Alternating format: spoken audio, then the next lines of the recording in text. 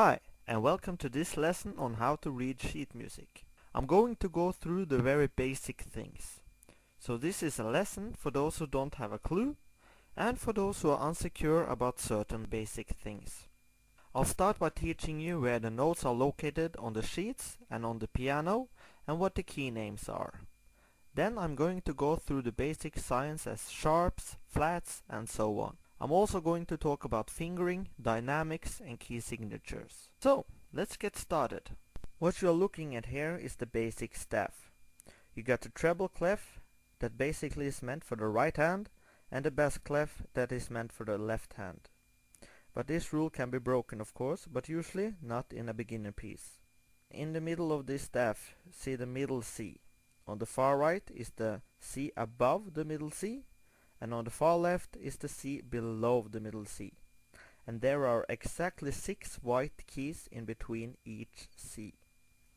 As you might understand, the notes continue in each direction, but it follows the exact same pattern as you now see. This is something you'll get better and better at once you use it.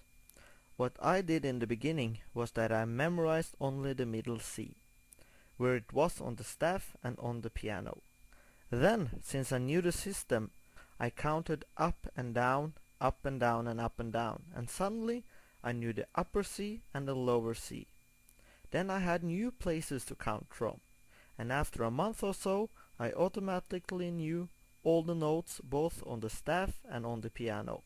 It's actually quite easy when you know the system. It's the C, then the D, E, F, G, A, and finally the B, until it starts over again on the C. And it's like that in both directions until the piano runs out of keys.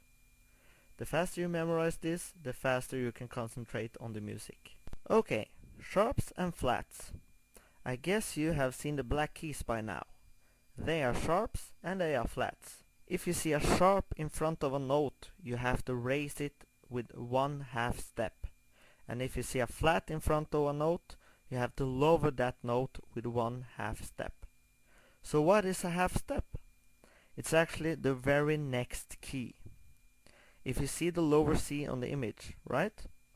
Raising this a half step gets you up on the black key. Another half step and you are down on the D, and so on and so on. If you were to go a half step down from the lowest C, you are not jumping to the black key, because then you would actually be jumping over the B. So a half step are basically moving on to the very next key. And between the white keys there usually is a black key, except from in between the E and F and the B and C. So in example 1, as you know by now, is a C. The sharp in front of it indicates that you have to raise with 1/2 step. So as I have already talked about, you are then up on the black key. That is a C sharp in this case, since it's a sharp that is being used. The same happens to the A, that also got a sharp in front of it.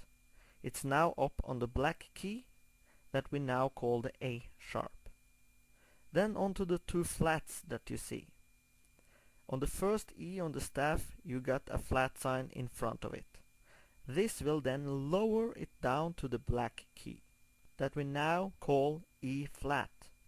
Then on top we can see that G also got a flat in front of it, and this is now forced 1/2 step down to the G flat.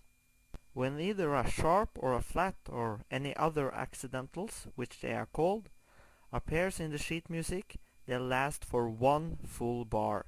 As you can see from the top example here, the F that you see goes back to normal after the bar line. Let's listen to how it sounds. In example number 2, you can see the neutral sign in front of the second half note. This means that the sharp shall no longer mean anything for the F's in that bar or in other bars. Let's listen to this example.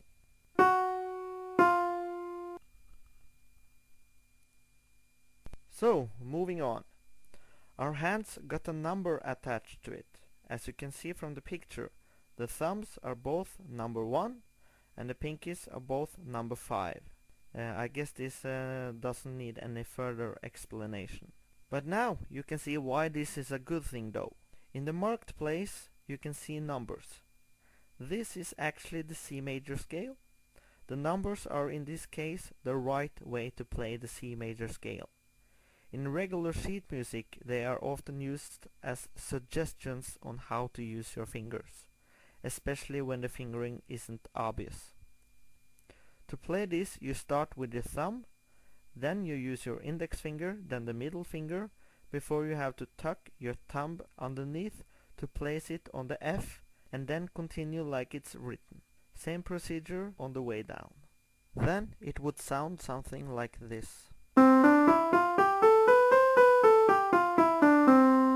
These are the basic notes and the basic rests you will see when you read sheet music. When the time signature is 4/4, a whole note lasts for a full bar, as you can see from the first example. You can fit 2 half notes in a bar, 4 quarter notes, 8 eighth notes, 16 16 notes, and so on. The same goes for rests. This is how bar 1 would sound like. And bar 2, bar 3, and in bar 4 you can see that it's a half note and 2 quarter notes in this bar. This is important. The half note is played and held for the first half of the bar, and then the quarter notes are played as they are and completing the bar. I'll give you an example for this bar as well. And then bar 5, that also consists of different notes, and so on. The tie means that you are going to hold the note as if it was both notes, if that made any sense. I'll give you an example, and this is not how to play this example. But this is the way to play it. Okay, then we got legato. This means that you should play the notes in one sweeping motion. Just listen. And then we got the staccato, that is the opposite of legato. You are now going to jump on the keys like this. Just hear the difference.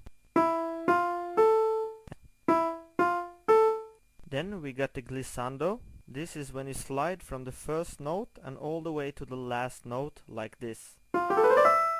Then there's the triol. It's played in the place of 2 notes. Not like this, but like this.